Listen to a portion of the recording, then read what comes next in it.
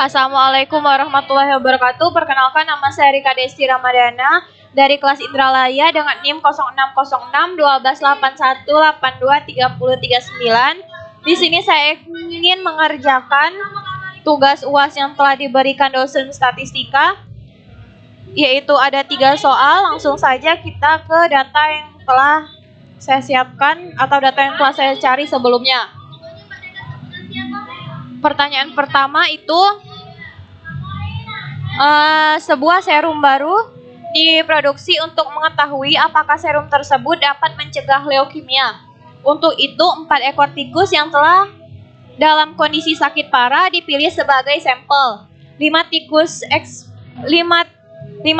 diberi serum dan 4 lainnya tidak diberi serum. Waktu bertahan dalam tahun semenjak eksperimen dimulai dicatat dan diperoleh data sebagai berikut. Nah, jadi ini adalah kelima data tikus yang diberikan serum. Itu ada 5,3, 2,1 dan seterusnya. Ini adalah 14,3 ini adalah sum dari data yang diberi serum, dan ini ada 0,5, 2,6 dan seterusnya itu, dan 8,3 ini adalah sum dari tanpa serum, dan X kuadrat ini adalah hasil dari S dikali S atau 5,3 dikali 5,3 mendapatkan hasil 28,0,9 dan seterusnya. Ini adalah sum dari data X kuadrat ini. Selanjutnya ada Y kuadrat.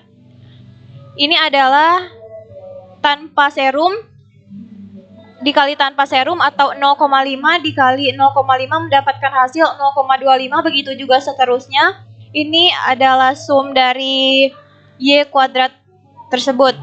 Selanjutnya ada XY.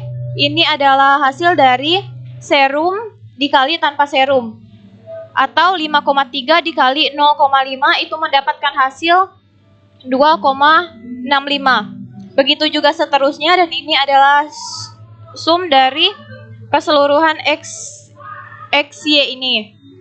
Kemudian ini adalah hasil dari data tersebut, dan T-tabel 3,182. Kesimpulannya terdapat hubungan korelasi X dengan Y. Jadi dari data yang telah dicari tersebut, ini pertanyaannya adalah apakah serum tersebut efektif untuk mencegah leukemia? Jawabannya iya. Serum ini efektif untuk mencegah leukemia. Lanjut kita ke soal kedua. Itu soalnya adalah sebanyak 11 orang dijadikan sampel dalam sebuah eksperimen untuk menentukan apakah ruangan dengan kadar karbon dioksida mempengaruhi kemampuan bernapas seseorang. Subjek-subjek tersebut dibawa ke ruangan dengan karbon dioksida, kemudian diukur frekuensi bernapasnya per menit. Setelah itu, subjek tersebut dibawa ke ruangan tanpa karbon dioksida, kemudian diukur frekuensi bernapasnya per menit, dan diperoleh data sebagai berikut. Nah, jadi ini adalah data-data dengan ruangan dengan karbon dioksida.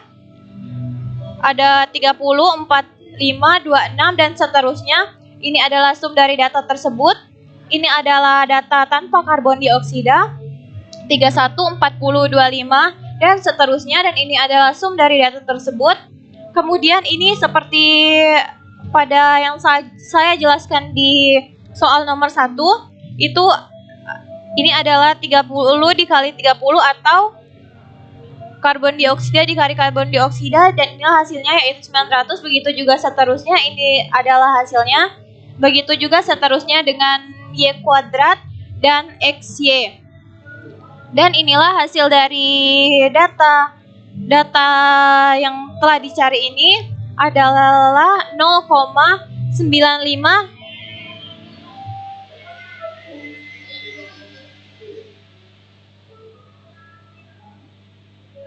Jadi terdapat hubungan antara korelasi X dengan Y. Tadi pertanyaannya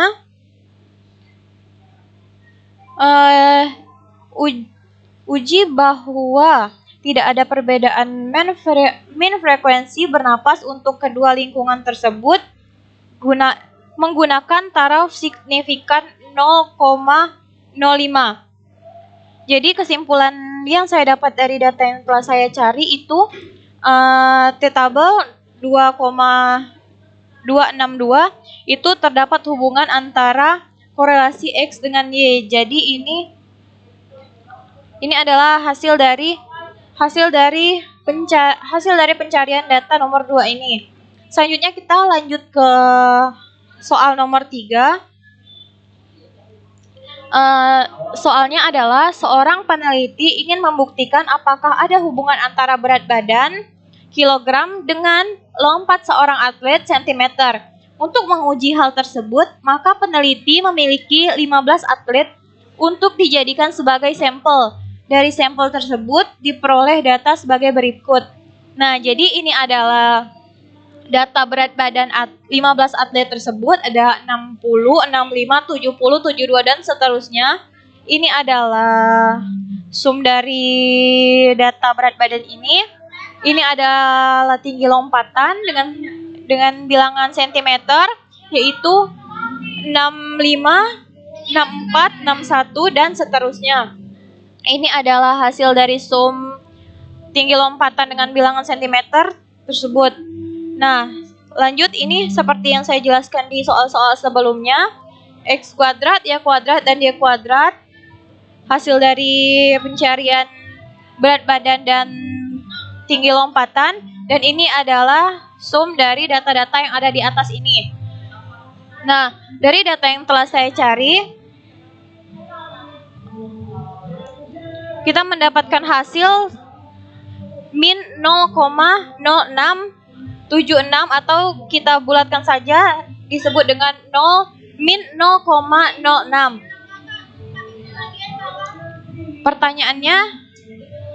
Pertanyaannya adalah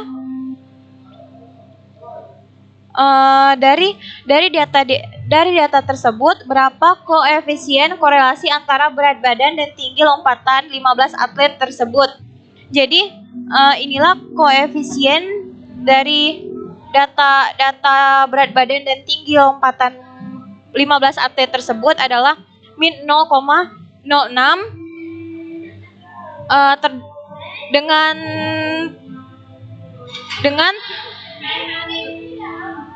dengan terdapat hubungan korelasi X dengan Y.